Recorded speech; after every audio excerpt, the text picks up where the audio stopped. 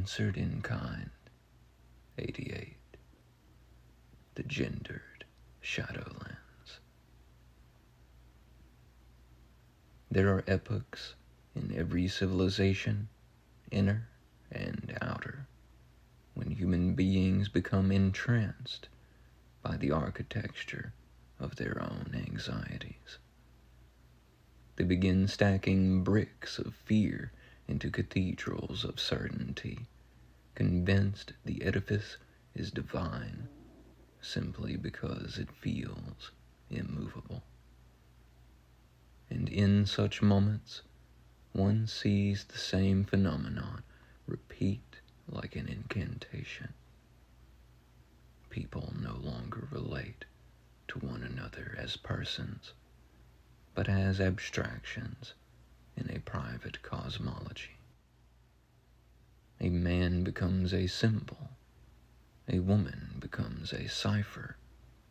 Marriage becomes a battlefield disguised as a sanctuary. Tradition becomes a cudgel masquerading as revelation. And all the while, the deeper currents, the subterranean tectonics of insecurity, longing, resentment, and yearning move the plates beneath the rhetoric.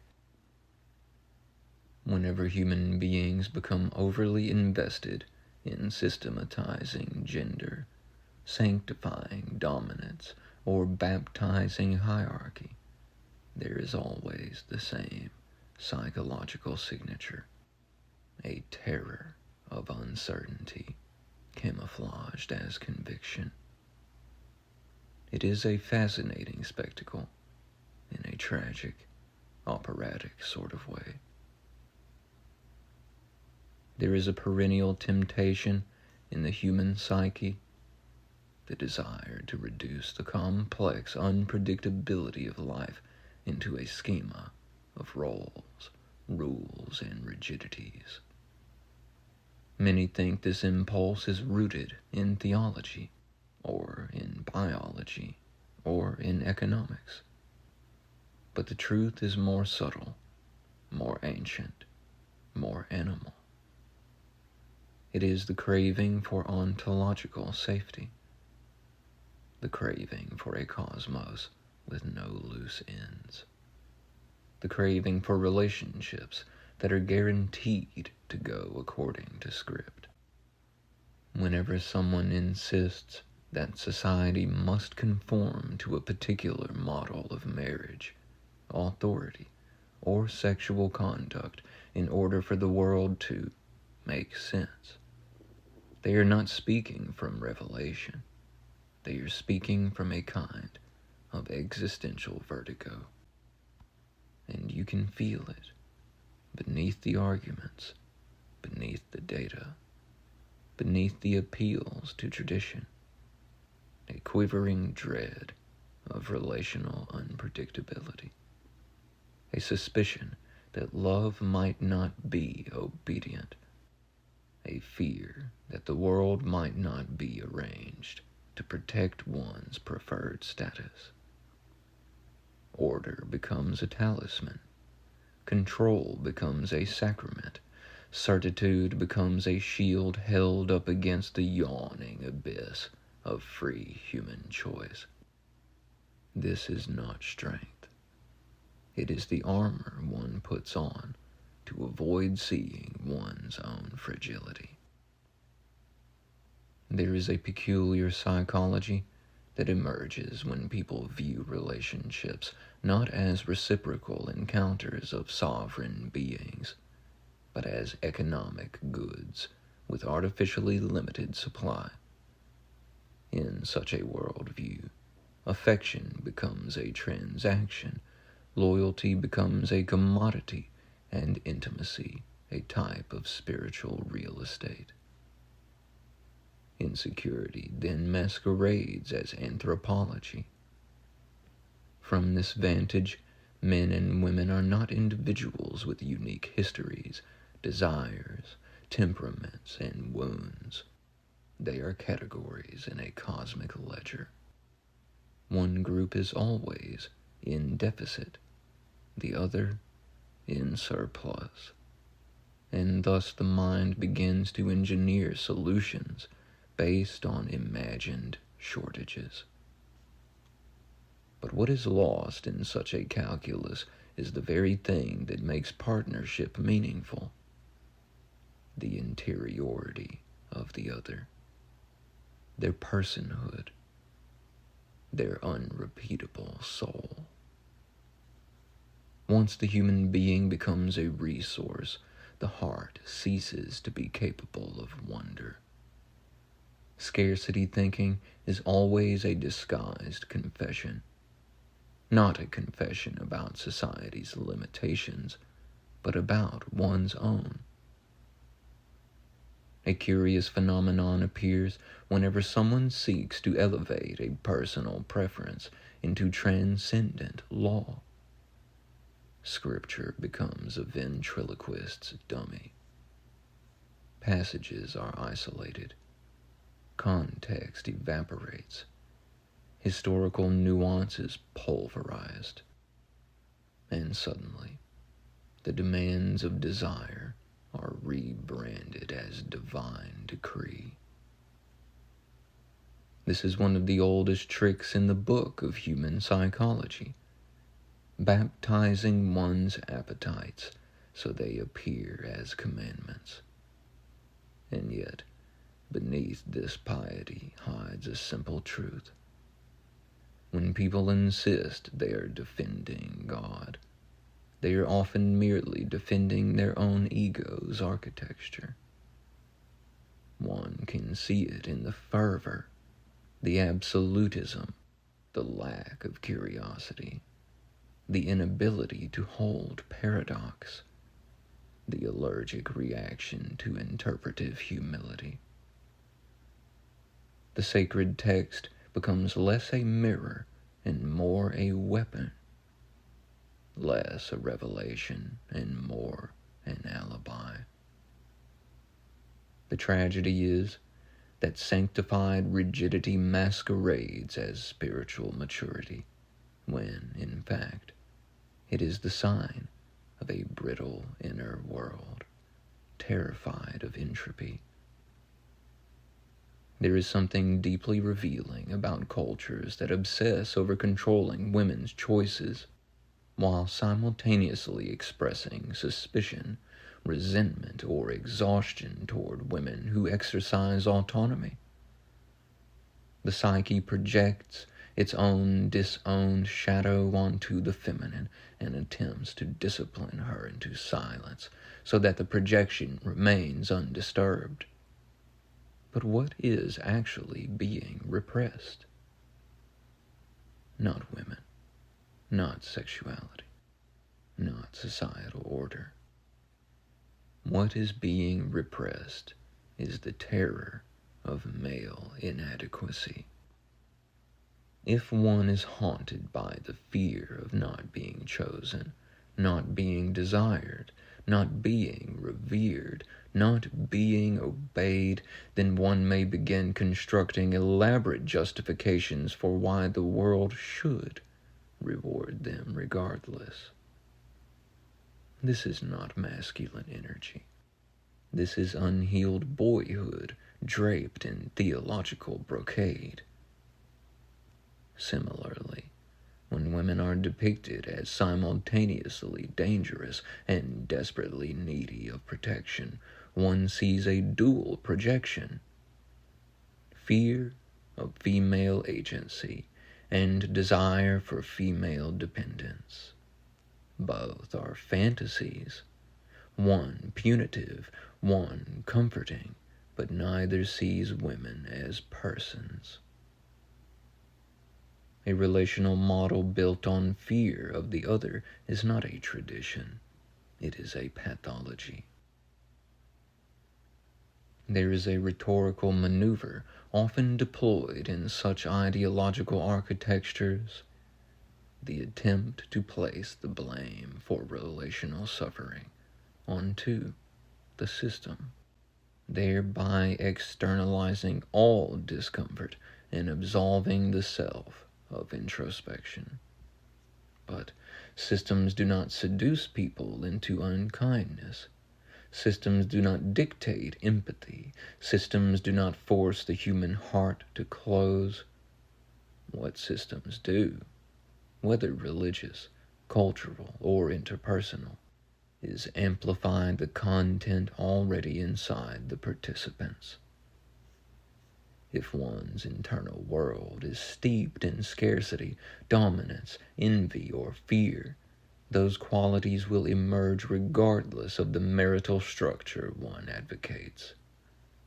If one's inner life is governed by compassion, clarity, sovereignty, and reverence, those qualities will emerge just as readily.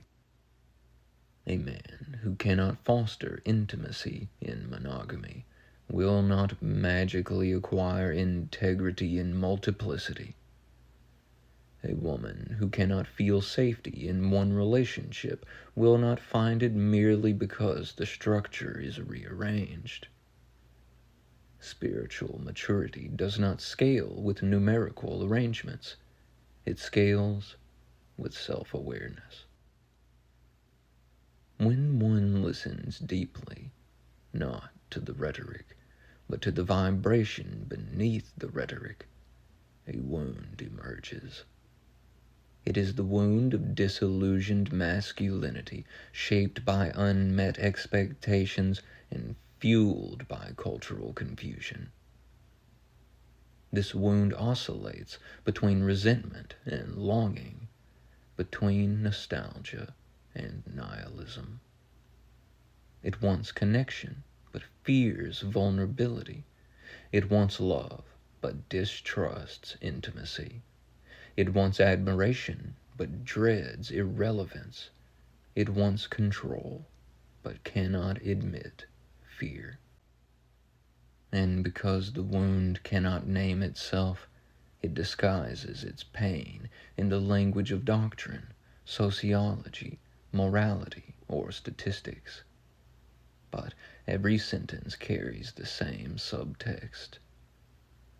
I do not feel powerful in the world as it is.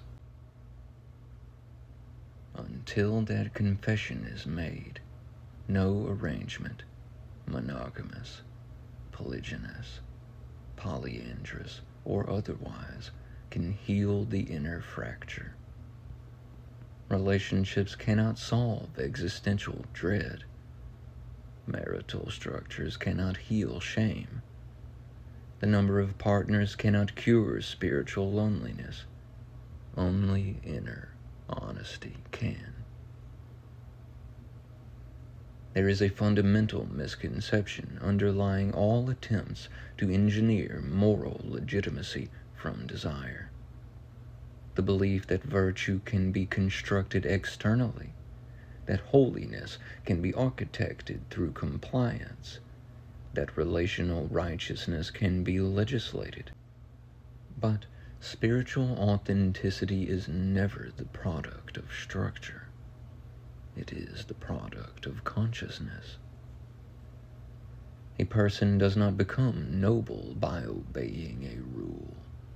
A person becomes noble by transforming the core from which choices arise. When someone insists that the world must reshape itself so that their insecurities feel soothed, they have abandoned the way. They have mistaken governance for growth and dominion for discipleship. The inner work remains undone, and it always reveals itself in tone, in posture, in the inability to entertain nuance, in the instinct to dominate rather than understand, in the urge to preach rather than commune, in the compulsion to convert rather than relate. No structure can substitute for the cultivation of the heart. Behind all this noise, beneath the debates about roles and rules, beneath the anxieties about scarcity or authority, there lies a quieter question. It is the question every spiritual tradition at its most luminous core eventually asks. What would love do if it were not afraid? Not desire, not dominance, not insecurity, not resentment, not nostalgia, not cultural conditioning. Love. What would love do if it were uncoerced, unthreatened, unweaponized, unashamed? Love would treat each person as a being of incalculable sovereignty. Love would refuse to use Scripture as a shield against introspection. Love would hold its preferences lightly and its compassion firmly. Love would ask not whether one can justify a model of marriage, but whether one can sanctify the soul within it. Love would cherish agency, reverence, and relational clarity. Love would not fear a world where women think freely and men feel deeply. Love would not need to control another to feel secure within itself. And, above all, love would recognize that spiritual growth does not require the world to conform to one's desire. It requires the self to conform to truth. There are moments when one must exit a conversation, not because one is afraid of the argument, nor because one lacks the words, but because the dialogue itself has ceased to be a conversation. It has become a vortex, a recursive loop, a gravitational singularity where nuance cannot survive. One does not play hopscotch with someone committed to their own echo. One does not debate the architecture of a person's fear while they are still in love with it. Sometimes the highest spirituality is not persuasion, but departure. It is the quiet recognition that when someone is speaking not to be understood, but to be affirmed, one must leave them with their certainty and walk into one's own clarity.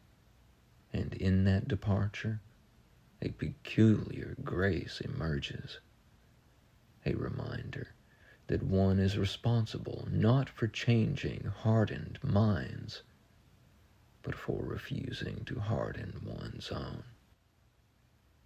In the end, all these convoluted structures, gendered cosmologies, theological contortions, sociological anxieties, romantic absolutisms collapse into a single truth.